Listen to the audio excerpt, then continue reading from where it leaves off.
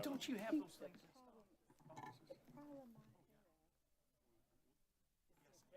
Breaking everything out on days, and it needs to be per hour. If it were written so that it was hours, not, yeah, per hour, not per day, per week. How long does it take you? I don't know. Sam. Yes, ma'am. You're looking at me like I'm crazy. No, I couldn't get.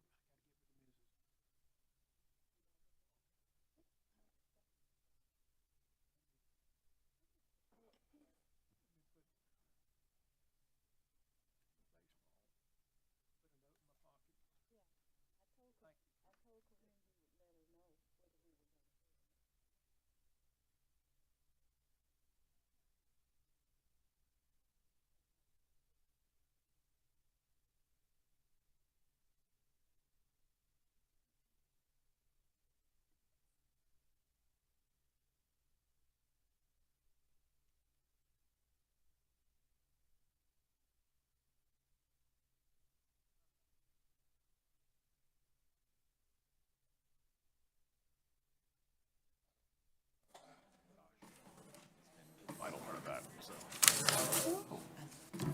You love me?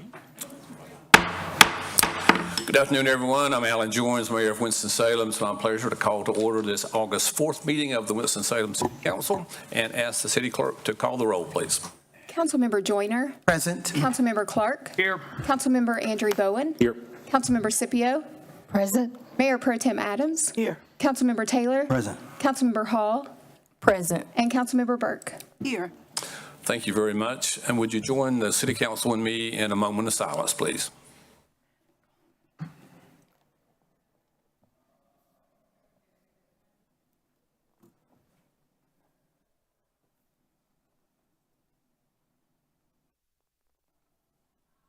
Thank you very much. Do you join the city council and me in the Pledge of Allegiance? I pledge allegiance to the flag of the United States of America and to the republic for which it stands, one nation, under God, indivisible, with liberty and justice for all. Thank you very much. Our Sergeant at Arms tonight is Lieutenant Barry Martin. Lieutenant, thank you for being with us. And our Fire Marshal tonight is Peter Geik. Lieutenant, Mr. Geik, thank you for being with us as well. I'll turn the meeting over to the city manager for his update. Thank you, Mayor. Several items tonight. I'm going to have a couple of other people come up to speak as well. First, let me just, she was introduced to you, I think, last month, but just to say that Dr. Keena Cofield-Jones, we have the interim's been removed from her title, and she is now serving full-time as our Human Resources Director, so we thank her. I know she's back here in the audience somewhere. And then I'm going to ask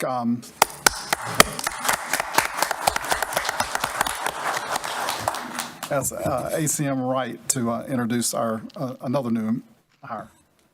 Good evening, Mayor Joins, Mayor Pro Tem Adams, and City Council. Good evening. We have hired a new Human Relations Director, Mr. Jelani Biggs. Jelani Biggs most recently served as the Organizational Advancement Manager, formerly titled Diversity, Equity, and Inclusion Officer for the City of High Point. Prior to that, he was the city's Human Relations Manager and previously worked as a fair housing investigator for the City of Winston-Salem, where he received the Rising Star Award.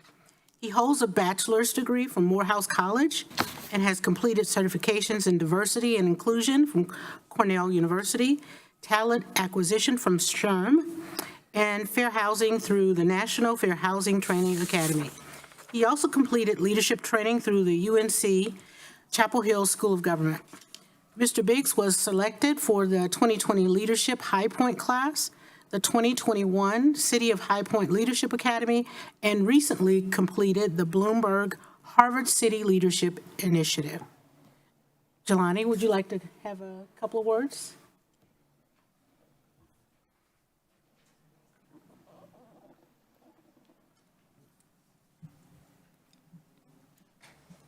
Well, thank you for those words, Angel. You reminded me of some of the things that I've done. Didn't even remember those. Thank you, Mayor Pro Tem and Council.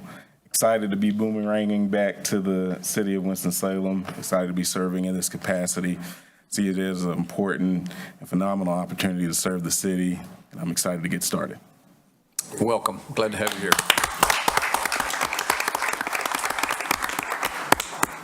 Yeah, hopefully he's recognizable to some of you as he did serve with us in the past, and so we're welcome. Glad to have Jelani back with us. I'm going to ask a couple of different folks to come up and do a quick presentation on some issues that are going on.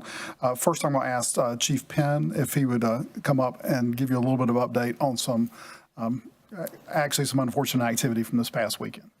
Chief Penn. Good evening, Mayor Pro Tem, members of council.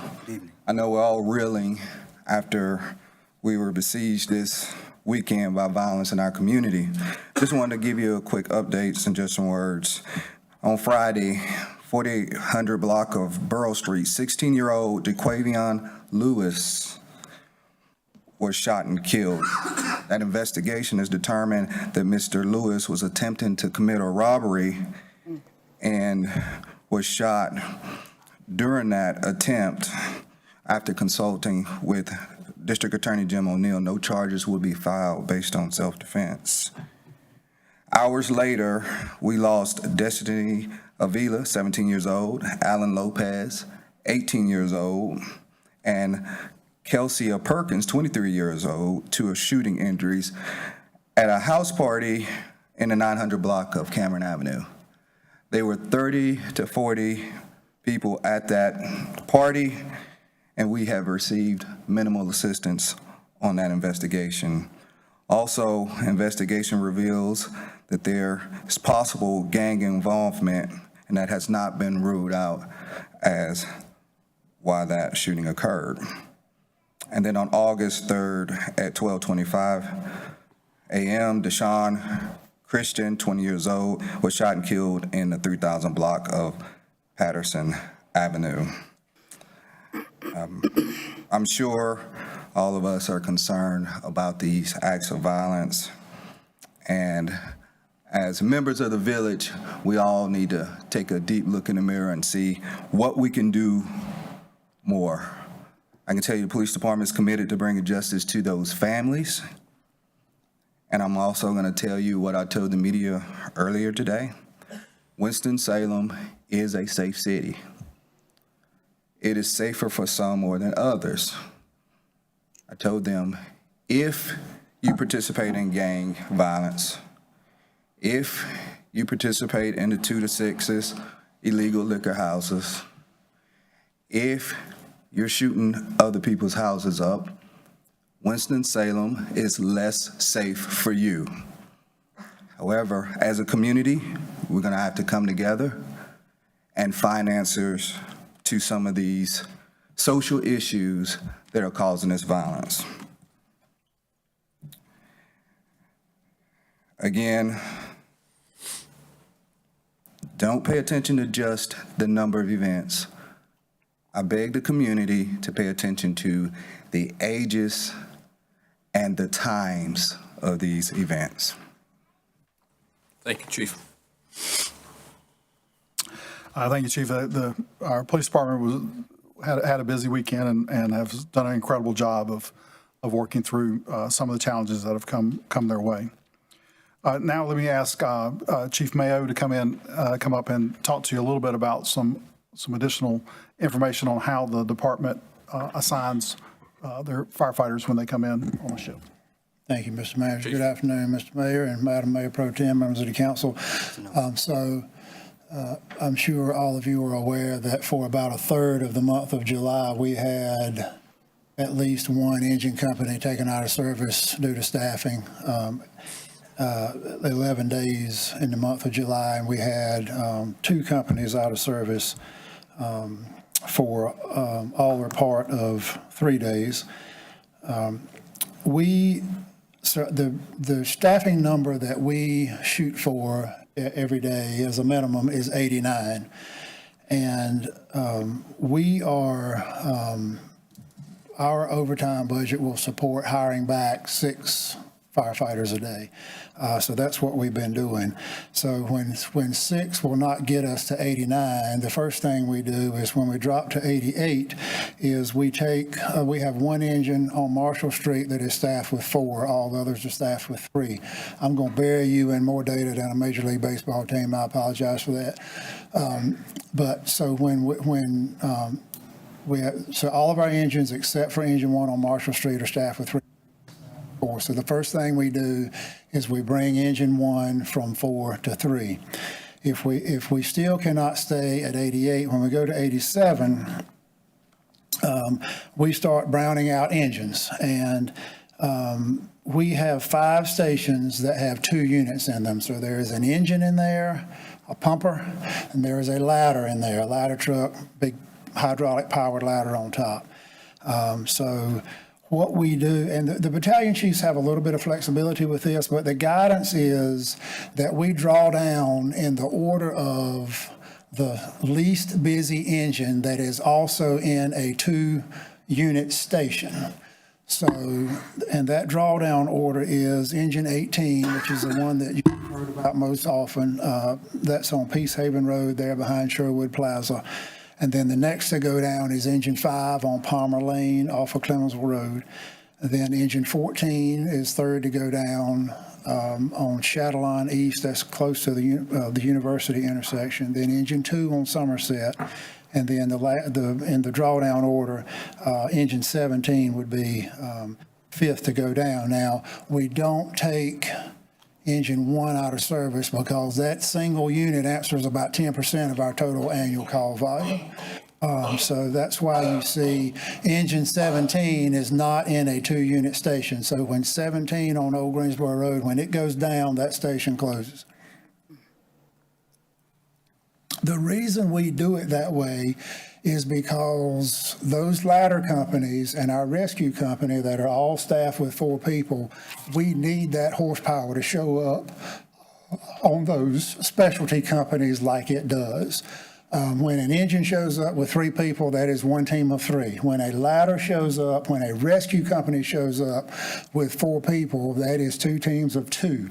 And studies have shown that 2 teams, that 4-person company gets things done a lot more quickly than a 3-person company, and we need that horsepower on those specialty companies to arrive in that manner so that they can perform multiple tasks simultaneously.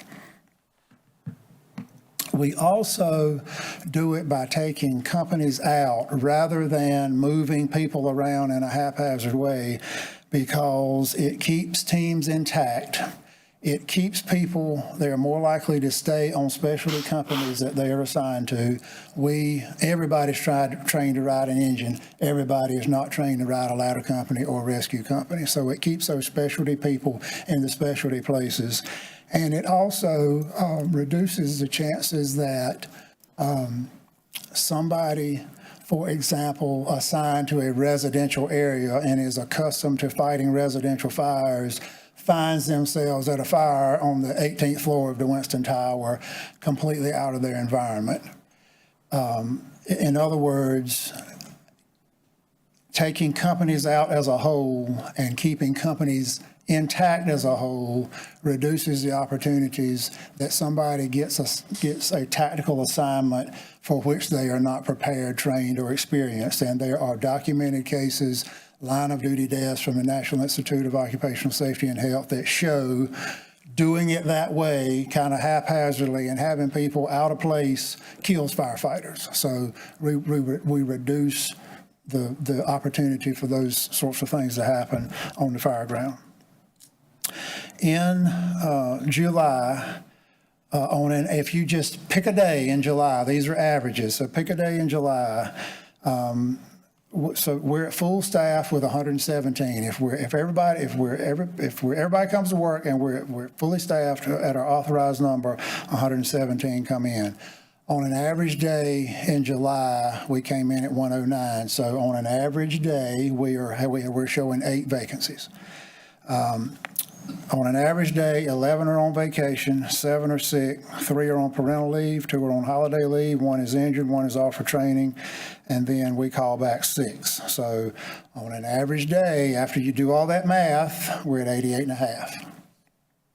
1/2 away from that 89. And I think I mentioned this earlier in my opening comments. Engine 18 was out of service for 11 days in July. Engine 14 was out for all or part of 3 days, and Engine 5 was out of service for 1 day. The good news is our peak demand for vacation time is from mid-May to about mid-August, so we're coming to the end of that peak demand. Based on July data, so we have a pretty sophisticated spreadsheet that is tracking staffing against overtime. So based on what happened in July, on August 18th, we will have capacity for 1 additional, so we'll go to 7 overtime callbacks per day. And then we have a recruit class running now, and 5 of the 28 in that class came to us already certified. So if they make it through the rest of their,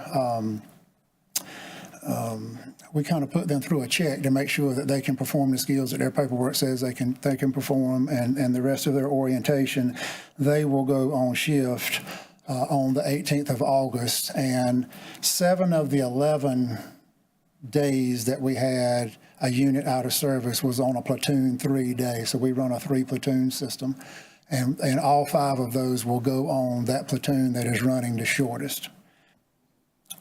Let's see. I think that is the end of my notes. I'll take any questions you have. Any questions to Chief Mayo? I buried you in data, didn't I? Thanks, Chief. Thank you, Chief. Yes, sir. Thanks, Chief. Staffing in the fire department is a very complex issue, and I appreciate the chief and his folks for all the work they're doing to keep the community safe on a daily Mayor Pro basis. Tem has a question. Yes, Chief, I'm sorry. How many recruits are in this class? 28. Okay, all right, thank you. Yes, ma'am.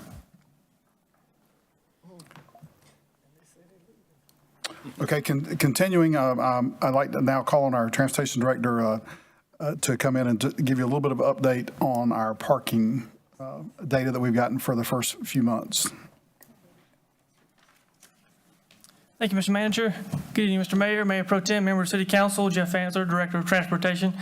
Just a couple things. I want to take just a moment. You know, we're 3 months into this. We launched May 1st. It's hard to believe August has already upon us. And wanted to just highlight where we are today with kind of what we've seen so far downtown. But before I get into that, I just want to take a moment and commend and thank staff, particularly our Operations Manager, Reed Hutchins, for championing this. He's been on the receiving end of some hard conversations, so I appreciate his efforts in that. But looking back along those first 3 months, downtown, to date, we have received and accommodated 31,695 transactions. So that is actual reserved book sessions for space downtown. So over 31,000 of those.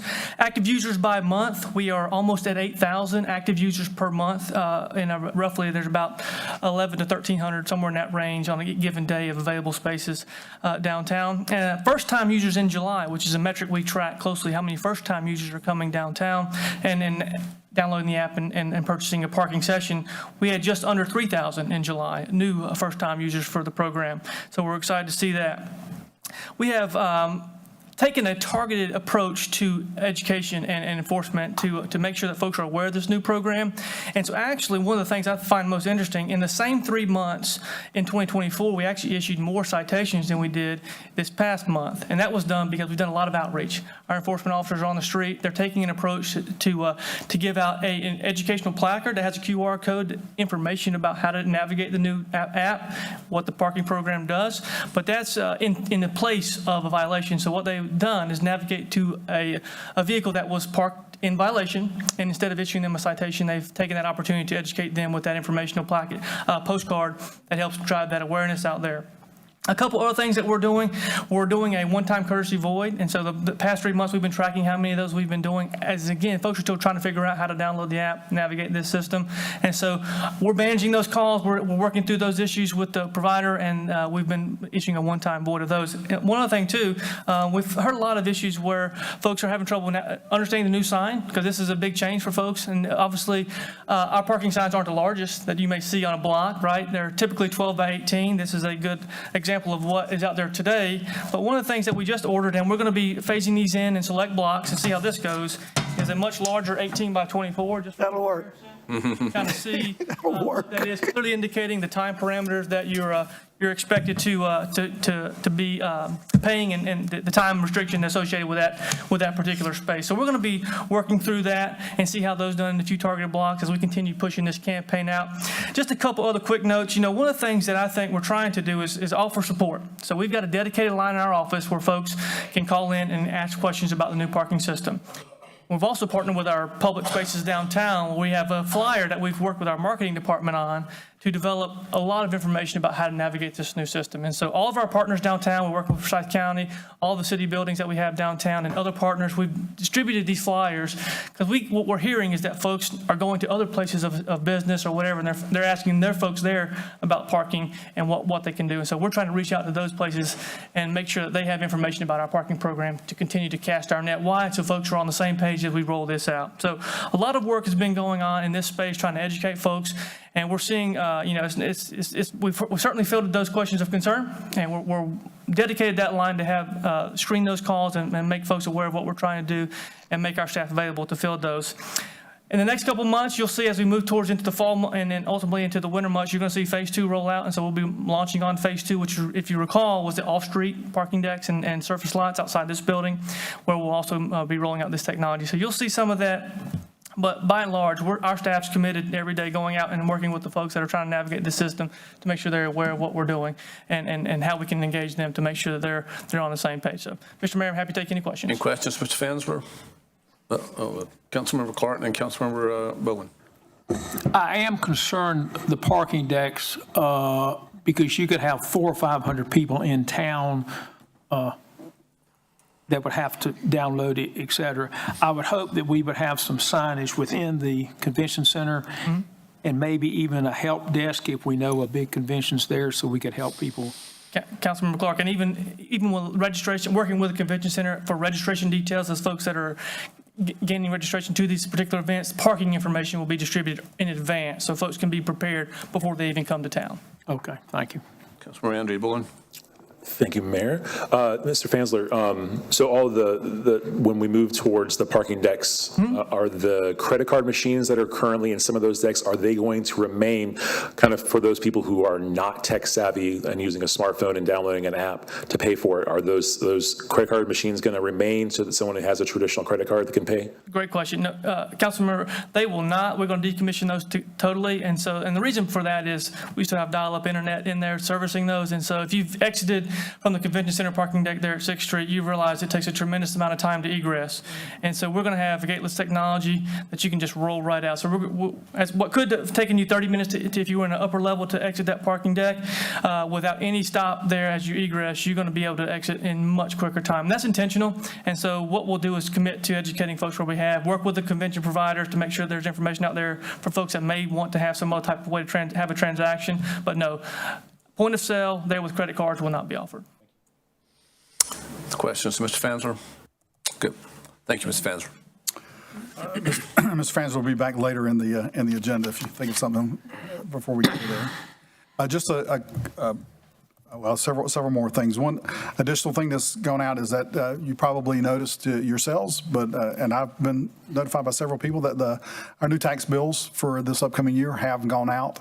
We budget and marketing have put together a frequently asked questions sheet that will be out on our website, and I'll hand those out to you before you leave today as well, so that you've got those and you can answer questions when people ask those. And again, it's just as a reminder for our residential homeowners, residences were rising much faster than the commercial properties, so there was a built-in increase that people are seeing in those tax bills that council had nothing to do with. That's I like to say is people were getting a break the last couple of years because our values were higher than what we were showing, but most people still don't like to see an increase. To a happier subject, on July 9th, NASCAR announced that the Cookout Clash will return to Bowman Gray Stadium as the opening exhibition event for the 2026 season on February 1st, 2026. The city and NASCAR submitted a joint application for a grant through the Major Events Fund to support the 26 Cookout Clash. And on July 18th, state commerce officials notified NASCAR and the city that the state had awarded a grant to cover qualifying expenses up to $1.6 million. So that item will be on the Finance Committee's August agenda with a resolution authorizing execution of this agreement and amendment to the project budget to appropriate those amounts. So thanks to ACM Ralph for spearheading that effort and working with NASCAR on getting them back in here again. A couple of events to mention for you, primarily for you, but for the public as well. The Winston-Salem Police Department will host the annual National Night Out event tomorrow at 6 p.m. at Calvary Baptist Church, which is at the intersection of Peace Haven and Country Club Roads. My understanding is they move it to different parts of the city each year. This is an annual community building campaign that promotes police community partnerships and neighborhood camaraderie to make our neighborhoods a safer, better place to live. And it's also my understanding that a lot of neighborhoods also have their own events that night. So I'm sure each of you will be out visiting ones in your areas. But everyone's encouraged to come to Calvary Baptist Church for the 6 p.m. event. And then on August 6th at 3 p.m., the police department commendations awards ceremony will take place at the auditorium in the Public Safety Center at 725 North Cherry Street. Employees who receive commendations during the first and second quarters of 25, as well as those receiving above and beyond awards, life-saving, Medal of Valor, and unit commendations will be recognized at this event. So a lot of good work going on there. In terms of some additional recognitions, the Winston-Salem Fire Department has scored a Class 1 Public Protection Classification, or PPC rating, from the Insurance Services Office, which is the best rating available. This accomplishment puts the fire department among the top fire departments in the country and shows just how committed they are to great fire protection and quick emergency response. And as I'm sure council is aware, getting those higher ratings means that our insurance rates go down for those folks that depend on those. From a 2 to 1 probably doesn't have as much impact on residential, but for our commercial customers, that's a real big addition or positive for them. And it's a great tribute to our fire department for gaining that Class 1 status. Our congratulations to the Winston-Salem Police Department Basic Law Enforcement Training Class 80 on their graduation on July 18th. They had 20 new officers who completed the over 1,174 training hours over 30 intense and grueling weeks. So we're proud of them and wish them a long and exciting career with the city of Winston-Salem. A couple of individuals, Tim Knowles, who's our Deputy Chief Information Officer, did a lot of work on the cyber event last June, has graduated from the UNC School of Government's nationally acclaimed Certified Government Chief Information Officers Program. So he's one of 60 graduates from across the country, including representatives from local government, state agencies, K-12 education systems, community colleges, and others who completed a rigorous 240-hour leadership and professional development program, which prepares them for the complex demands of public safety sector technology leadership. So congratulations to Tim, and if you see him, extend your congratulations to him as well. And then one other, down at the other end for me, Jamie Waldeck, our city clerk, has earned her North Carolina Certified Municipal Clerk designation from the North Carolina Association of Municipal Clerks and the State Certification Committee. So that's a real positive for Jamie coming into this role and taking it the bull by the horns to go learn all she can about being a city clerk. And she has done a great job bringing back a lot of new ideas to the community based on that. So with that, I'll stand ready to answer any questions. Thank you, Mr. Pate. Any questions, Mr. Pate? Great. Congratulations to all the award winners, and thank you for the good work you do for the city. We do have a couple of honorariums, and we have item H1, please. Jamie? Item H1, proclamation declaring August 6, 2025 as Haynes Mall Day. Whereas Haynes Mall celebrates 50 years serving the Winston-Salem community on Wednesday, August 6, 2025. On that day in 1975, Haynes Mall officially opened to the public with its original North Mall anchored by Belk, JCPenney, and Sears. And whereas in 1990, Haynes Mall underwent a major expansion with the addition of the South Mall, introducing a new food court and increasing the total retail space to well over 1 million square feet. And whereas over the past 5 decades, Haynes Mall has served as a welcoming destination for residents, tourists, and dignitaries alike, including visits from Presidents Gerald R. Ford and Jimmy Carter, as well as numerous notable figures from the entertainment and business communities. And whereas through multiple redevelopment efforts, Haynes Mall has grown to encompass more than 1.4 million square feet of retail space and nearly 8,000 parking spaces, reinforcing its status as one of the largest enclosed shopping centers in North Carolina. And whereas today, Haynes Mall is home to over 150 retailers and dining establishments with anchor tenants including Belk, Dillard's, JCPenney, H&M, Dave & Buster's, Truliant Federal Credit Union, and Novant Health, and beloved national brands such as Sephora, American Eagle, Bath & Body Works, and more. And whereas the surrounding Haynes Mall Circle has evolved into a dynamic commercial corridor featuring restaurants and retailers including Texas Roadhouse, opened in 2004, and Dick's Sporting Goods, opened in 2006, further enhancing the mall's role as an essential economic and cultural center for the greater Winston-Salem area. Now, therefore, I, J. Allen Joines, Mayor of the City of Winston-Salem, North Carolina, do hereby proclaim Wednesday, August 6, 2025 as Haynes Mall Day. Thank you. With us tonight is Brad Gaither and Jerry Jones from Haynes Mall.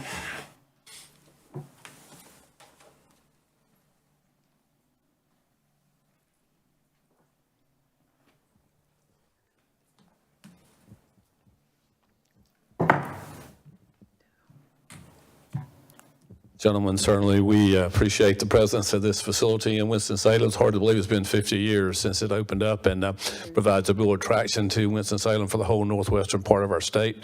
And we wish you a happy 50th anniversary.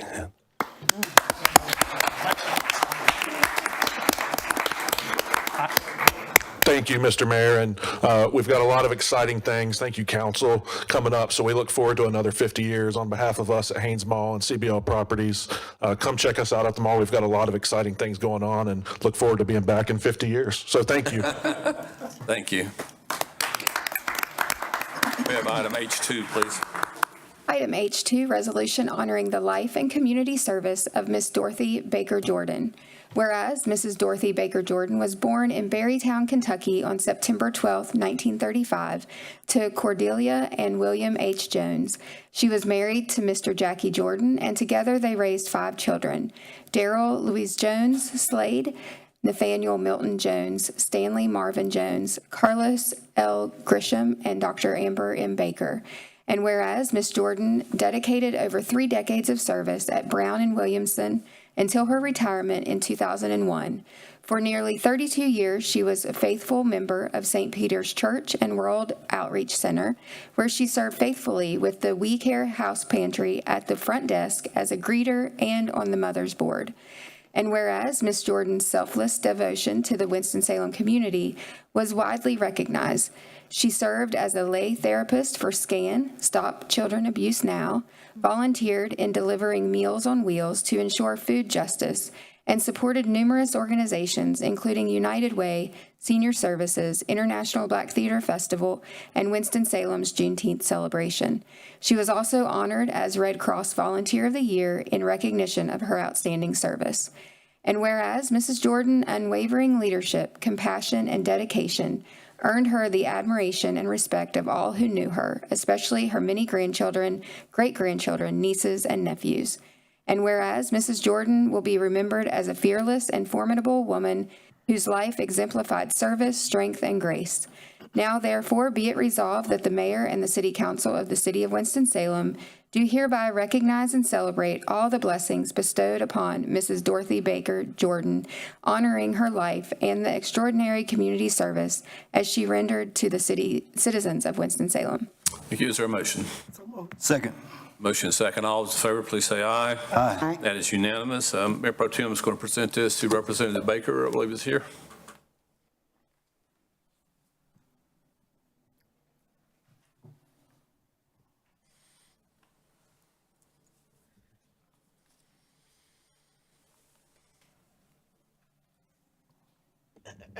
As you know, I don't have to tell you how much I loved her. She was more than just what's on this paper. If I could clone her to be the constituent that everybody should be in my ward, it would be Mama Baker, definitely. As I said at her homegoing service, it was not beyond her to call me and say, Dee Dee, somebody done dropped a mattress over here on this street, and I need somebody to come and pick it up. And I love that about her. She loved her neighborhood. She loved her community. She loved her children, the grandchildren, her family. She loved y'all fiercely. And her spirit will always be remembered because she's always going to leave that indelible mark that everybody going to want to benchmark to be. I loved her, and she called me her girl. I told her, I'm your girl. I got this. Dr. Baker, please say some words about your mother. Well, my mother was the kind of person that owned every room she entered. Depending on what day of the week you talked to her, she didn't go past the 3rd, 4th, or 5th grade, but was an avid reader, an astute businesswoman, and just a force to be reckoned with. I mean, she loved everybody, but she didn't take no mess. So the apple didn't fall from the tree in that way. But just generous and kind. I mean, when we moved here in 1981, it was because she was not old enough to retire when Brown and Williamson shut down the factory in Louisville. And so she packed me and her up after experiencing a divorce and totally restarted her life. And so just put as much living into 89 years as possible. And so I said at the funeral, I don't mourn her death because the mourning came for me as the slow decline of her health started to deteriorate and she could no longer get in that Buick Encore with her dog and speed down University. Mama, slow the car down. But I'm so honored that you saw fit to do this. She wasn't a woman in seek of any kind of notoriety or celebrity. And so for her to be honored in this way, many of you know she sat right there in that corner at every city council meeting. And she just had a thirst for knowledge. She has left me with the mantle to continue this service and to continue to treat people in a kind way. I try to live that, not torn by titles bestowed, but true service. And so it's been rough, you know. You lose your mama, it's rough. But we will get through this. And again, thank you, Council, Mayor, and City Council. And even though she called Dee Dee all the time, James Taylor was her person.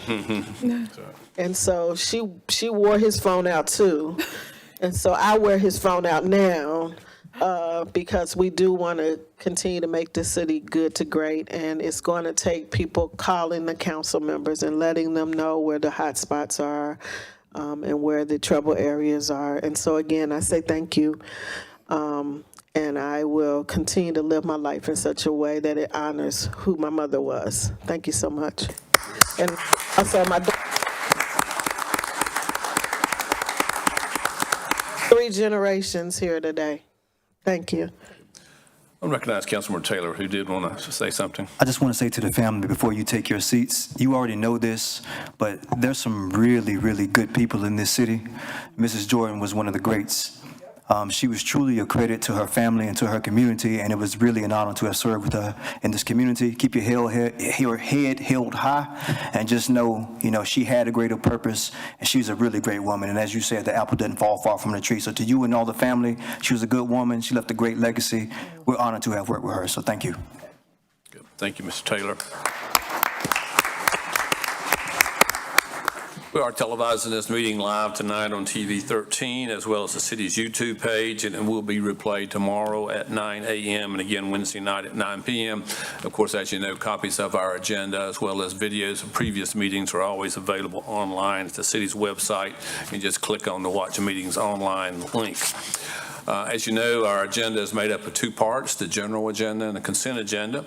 As always, the practice of the council to take the consent agenda as the first order of business. Items on this agenda have been unanimously recommended by a committee of the City Council or are being submitted in accordance with established city procedure. There will be no discussion of the items on this agenda unless a council member so requests, in which an event the item will be removed from the consent agenda and considered individually. Items not removed will be enacted with one motion. Council members, are there any items you wish to remove from the consent agenda? I move for approval of the consent agenda. Thank you. Motion by Mayor Pro Tem, seconded by Councilmember Hall, I believe. Oh, I did. Scipio, I was Councilmember Scipio, I almost there. apologize. Although we're voting for that one by voice vote. So all those in favor of the approval of the consent agenda, please say aye. Aye. Anyone opposed, say no. And that is the way we voted the whole way, so it is unanimous. So thank you very much. We'll now go to the general agenda, which includes an amendment to the City of Winston-Salem Personnel Resolution. It's an item appointing the chair of the Civil Service Board. There are three public hearings for the demolition and removal of structures, a resolution authorizing the conveyance of city land, and a resolution adopting a fair policy change for the Winston-Salem Transit Authority. When each of these public hearings are called, persons in the council chamber will be given an opportunity to speak. And I will ask you to limit your comments to 3 minutes, and we will move forward from that. If there's no one that wants to be heard on the public hearing, I'll close it and we'll consider the item. We'll have item G1, please. Item G1, resolution amending the City of Winston-Salem personnel resolution to ensure accrual rates for all city employees are relatively consistent based on the percentage of annual hours worked. Article 3, Section 44. Councilman Clark, Finance Committee Chair. Yeah.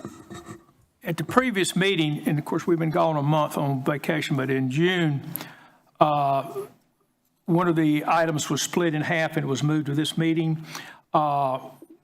An additional sentence has been added to it, so there's a need to make the motion again. And if you'd make a motion. If there's a second, I'll comment on the additional sentence.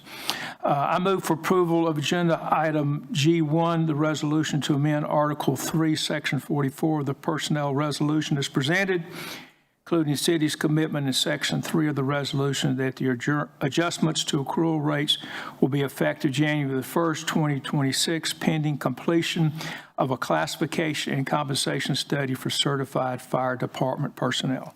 Second. Second by Councilmember Mayor Pro Tem.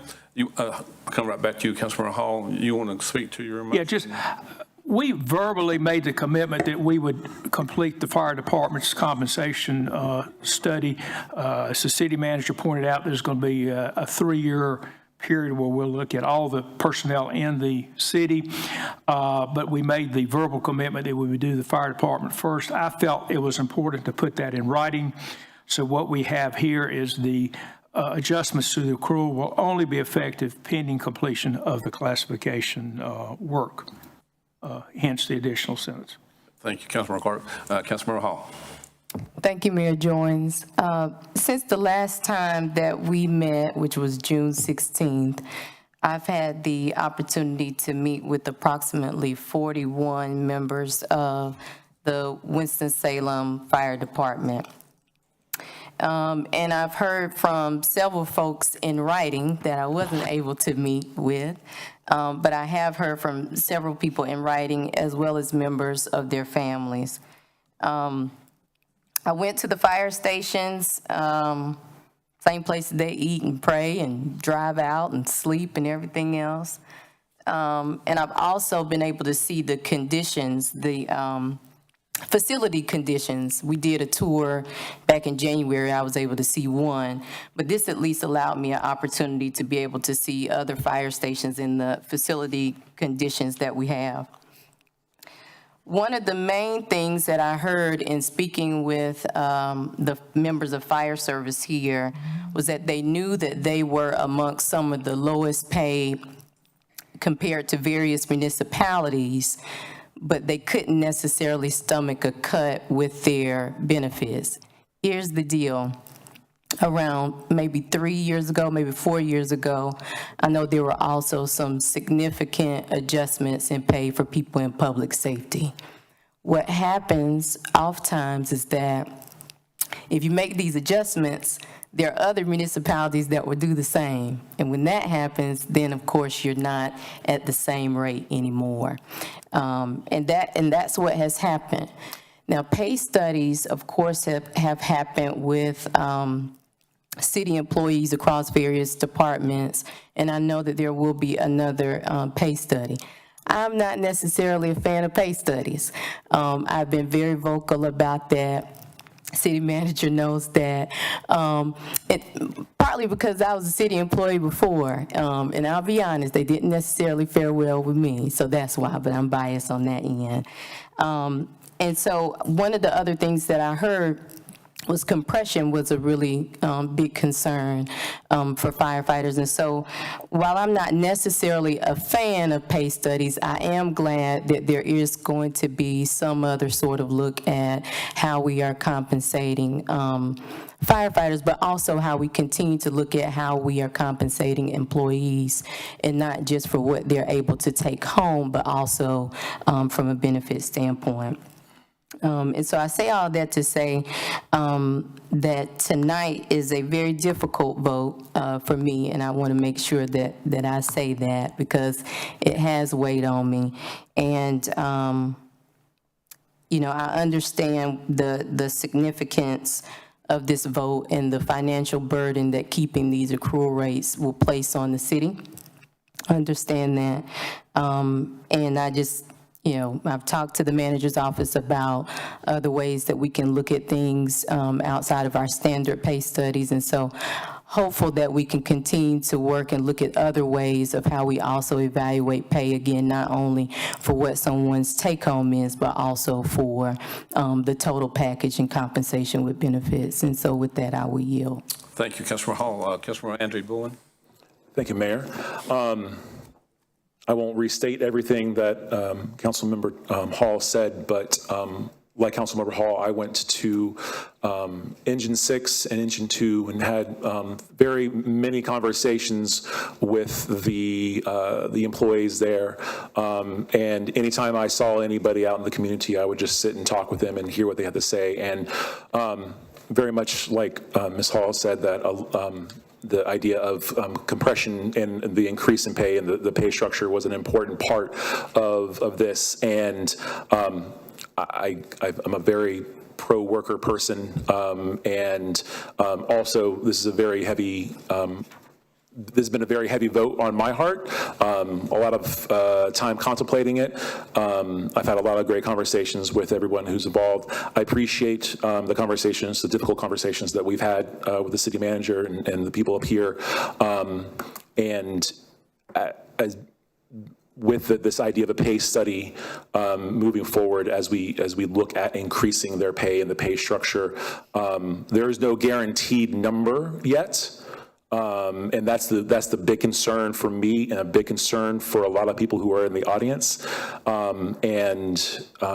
When this vote happens, we have until January 1st to come up with a number. And I hope that people up here on this bench can continue to hold the feet to the fire to the people who are in charge of raising that number. So thank you very much. Mayor Pro Tem Adams. Thank you, Mayor, members of the council. Again, this has not been easy, especially for ones like us that's been here for a long time.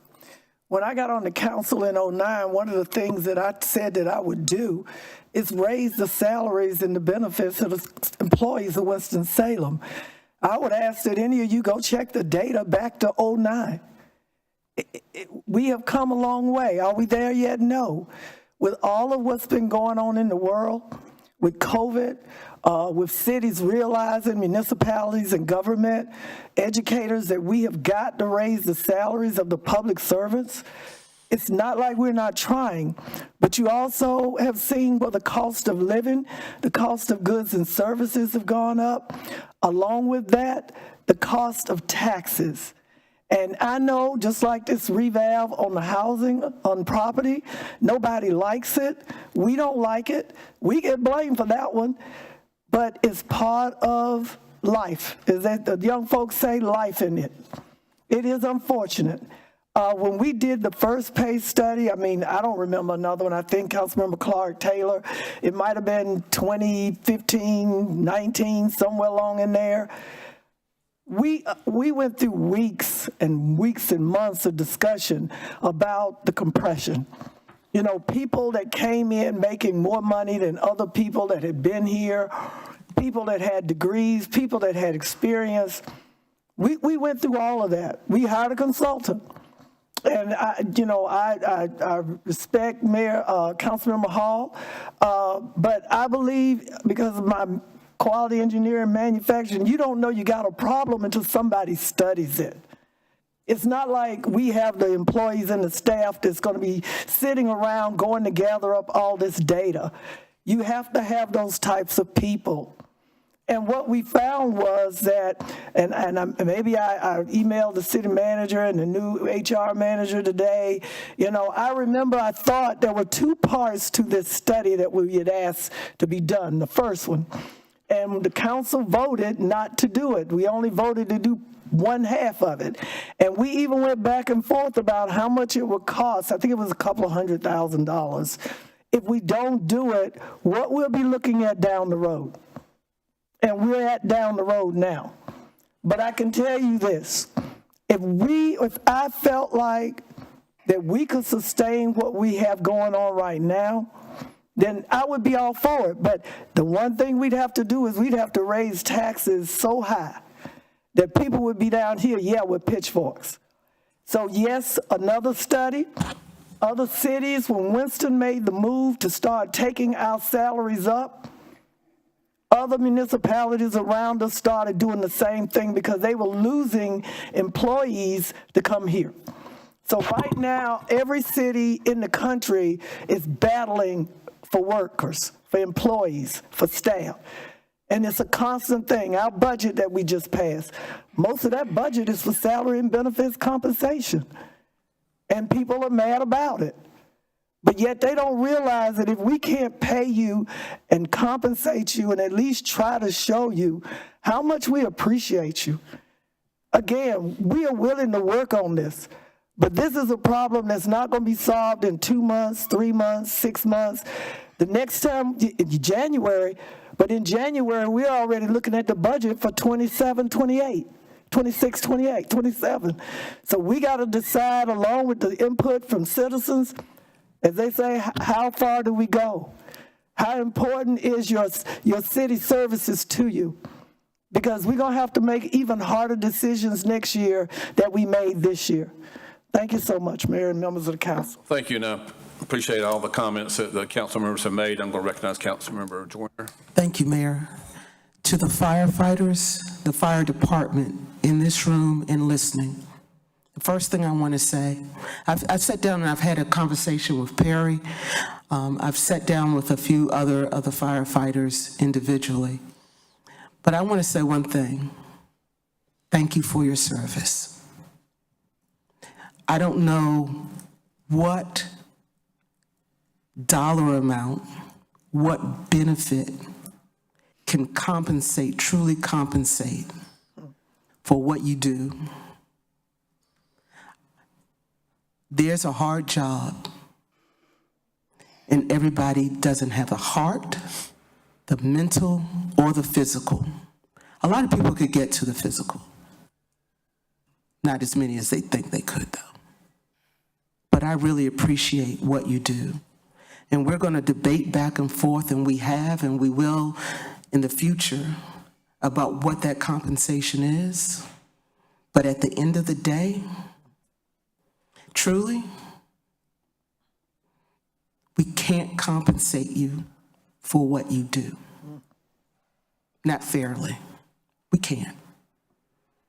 In any municipality in this country and beyond that says that they can, they don't know or appreciate or understand the heart of what goes into being a firefighter, a police officer, on that front line, doing that thing. So thank you from the bottom of my heart. I appreciate you. Thank you, and I certainly appreciate the comments that we've made, and kind of echoing what Councilmember Andre Bowen said.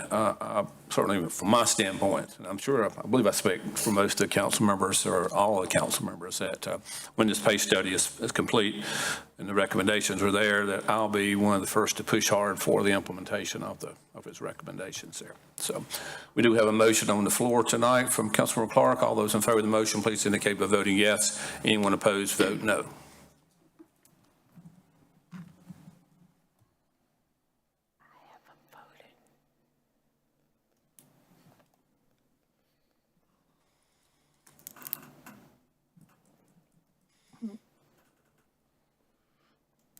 Everybody voted?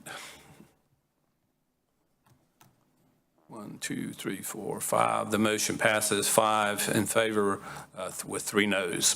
Thank you very much. We'll move to item G2. Item G2, resolution appointing the chair of the Civil Service Board by City Council pursuant to Session Law 2023-112, Senate Bill 9. Councilmembers, as you know, we were required by the General Assembly to create this Civil Service Board, and the officers have been, the members have been selected. We selected one. Now the City Council is responsible for appointing the chairman. I've recommended to you and talked to you about Dr. Miller. I believe he would be an excellent chairman for that board. He's got great experience serving on boards and commissions, as well as leading a huge church here in the city as well. So I would entertain a motion if you're comfortable to approve Dr. Miller. Mayor, I'll move that we appoint Reverend Miller as the chair of the committee. Thank you. Is there a second? Second by Councilmember Scipio. Any discussion? If not, all those in favor of the motion, please indicate by voting yes. Anyone opposed, vote no.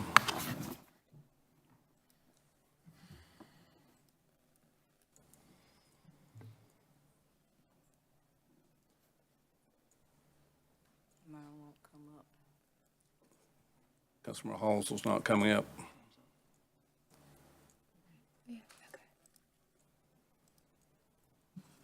So that motion is unanimous. Thank you, council members. Item G3. Item G3, public hearing and consideration of an ordinance ordering the demolition and removal of a structure located at 1405 East 22nd Street, located in the Northeast Ward. Thank you. This is a public hearing. Is there anyone in council chamber who wishes to be heard on this proposed demolition item? Mr. Hunter is here to answer any questions, and I'll close the public hearing. Then, council members, do you have questions of Mr. Hunter? And this did come through the Housing and General Government Committee, so I'd recognize the chairman there if you're ready. Thank you, Mayor, members of the council. I move for approval of item G3. Thank you. Is there a second? Second. Second by Councilmember Joyner. Any discussion?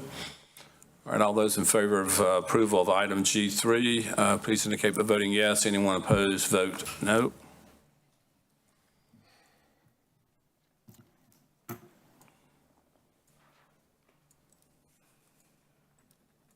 And that is unanimous. Thank you. Item G4. Item G4, public hearing and consideration of an ordinance ordering the demolition and removal of a structure located at 1515 East 21st Street, located in the Northeast Ward. This is a public hearing. Is anyone in council chamber who wishes to be heard on this proposed demolition of the structure at 1515 East 21st Street? Seeing no one, the public hearing is closed. Again, Mr. is here if there's any questions. Not, I'd entertain a motion by the chairman. Mayor, members of the council, I move for approval of item G4. I second. Councilmember Joyner seconds. Any discussion? Not, all those in favor of the motion, please indicate by voting yes. Anyone opposed, vote no.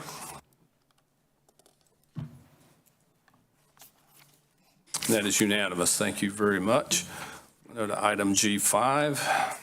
Item G5, public hearing and consideration of an ordinance ordering the demolition and removal of a structure located at 1526 East 25th Street, located in Northeast Ward. This is a public hearing. Is there anyone in council chamber who wishes to be heard on this proposed demolition of a structure at 1526 East 25th Street? Seeing no one, I'll declare the public hearing closed. And Mr. Hunter is here, obviously, for any questions. I move for approval of item G5. I second. Seconded by Councilmember Joyner. Any discussion? Not, all those in favor of the motion, please vote yes. Anyone opposed, vote no.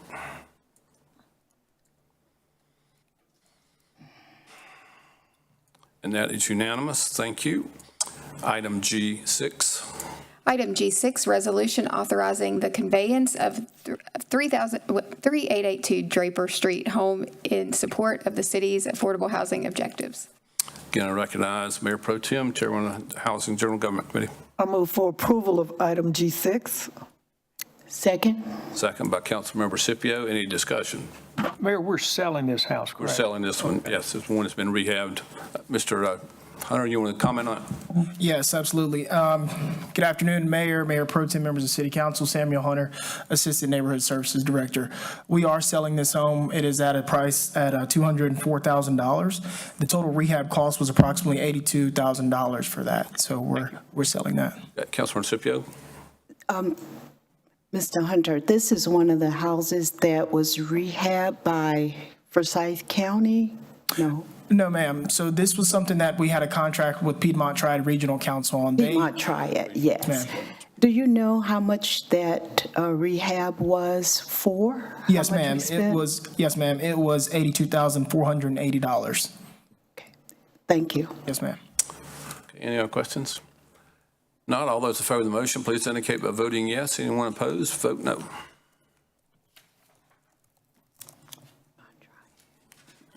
And that is unanimous. Thank you, Mr. Hunter. And item G7, please. Item G7, resolution adopting extreme weather and special events fair policy changes.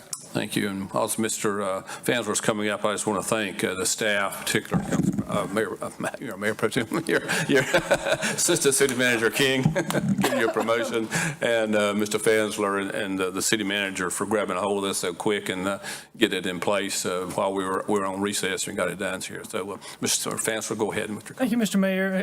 Good evening again, Mayor Pro Tem, members of City Council.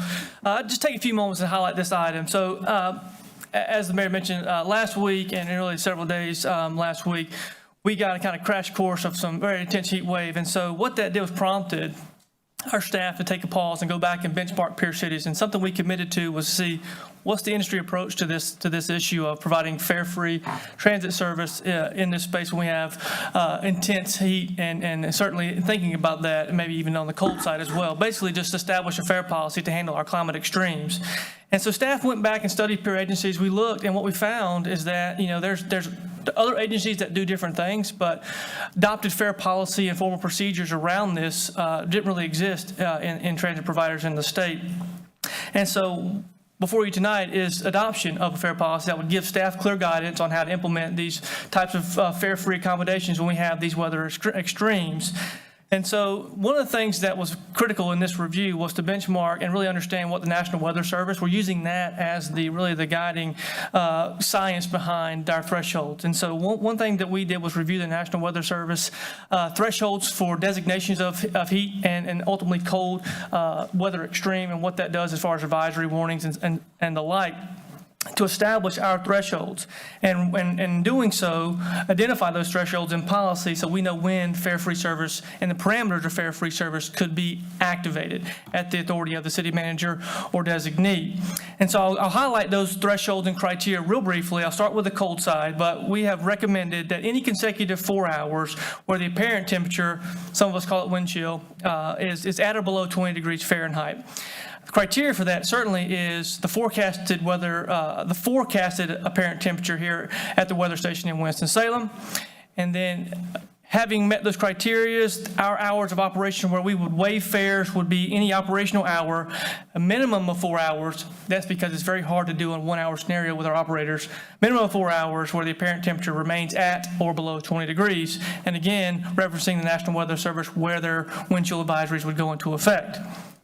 On the extreme heat side is looking at any part of a service day where the air temperature heat index is at or above, the air temperature is 95 and the heat index is above 100 degrees Fahrenheit. This is lower than the advisory level for a heat advisory, which is 105. And we experienced that with the humidity in this climate. We talked with peer agencies and understand and working with our partners at emergency management what a good threshold would be. And we were recommending 95 degrees and a heat index of 100 degrees. Again, the criteria being that National Weather Service forecast at the weather station here in Winston-Salem.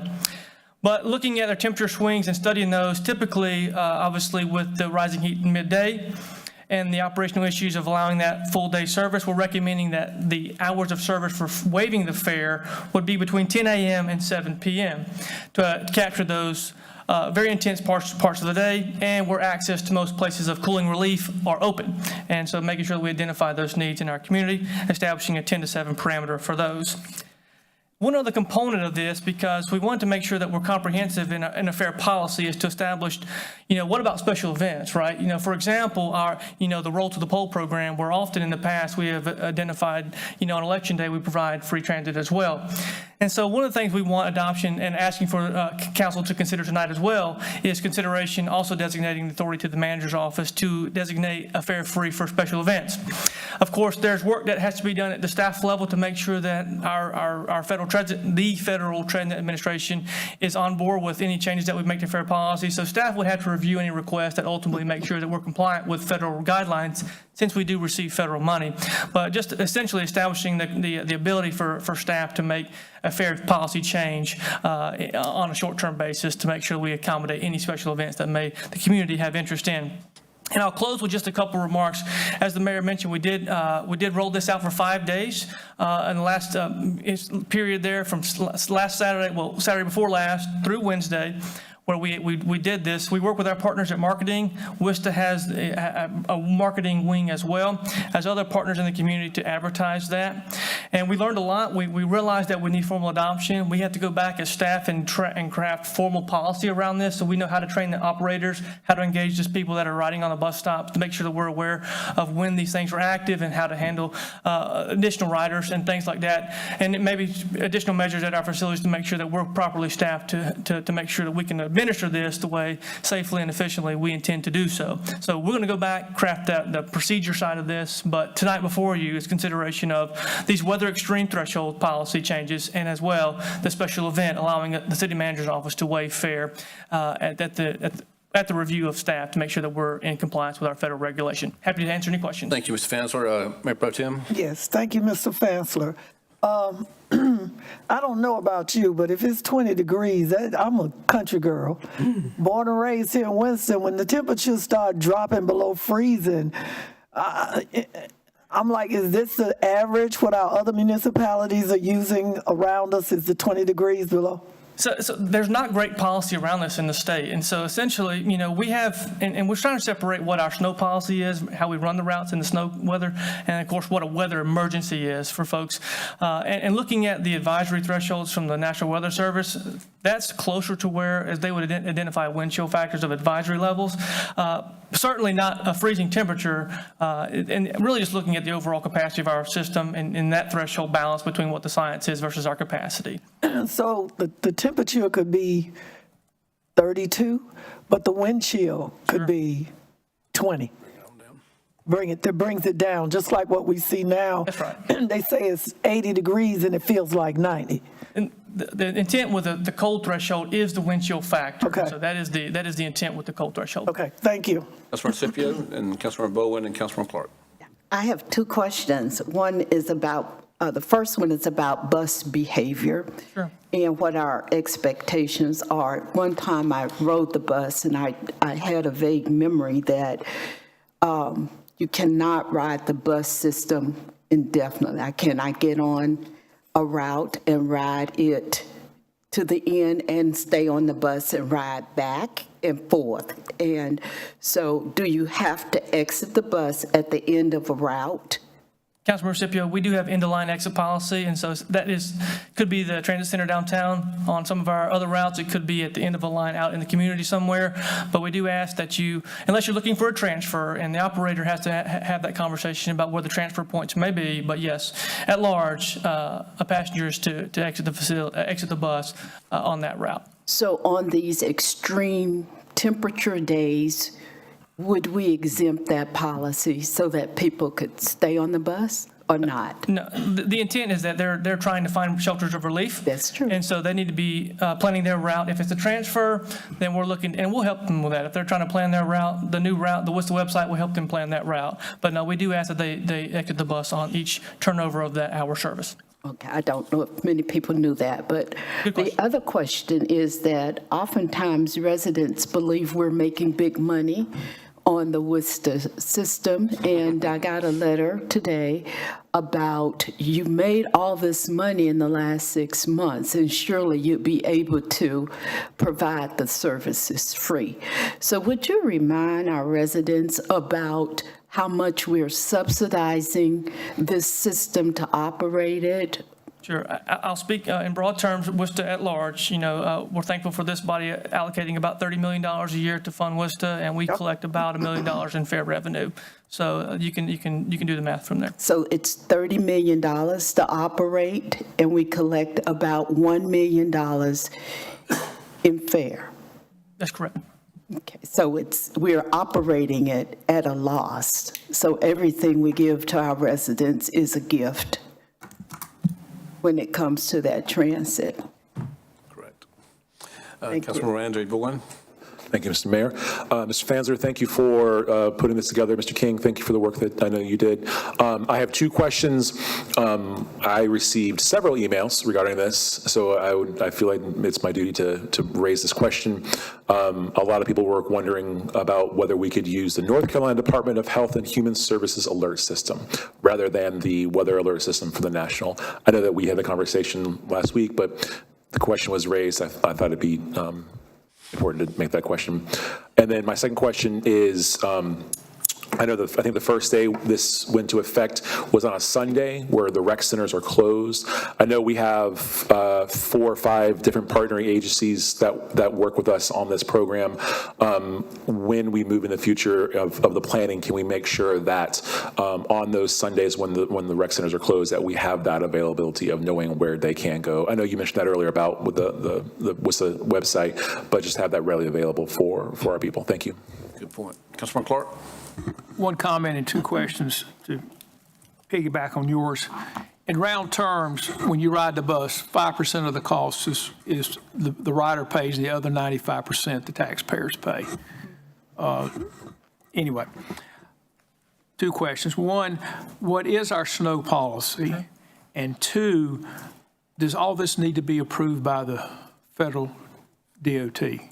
So great question, Councilor. I'll take the latter first. So the Federal Transit Administration allows the agency to waive fare on a short-term basis, and there's some parameters around that, but this policy adoption would satisfy that requirement.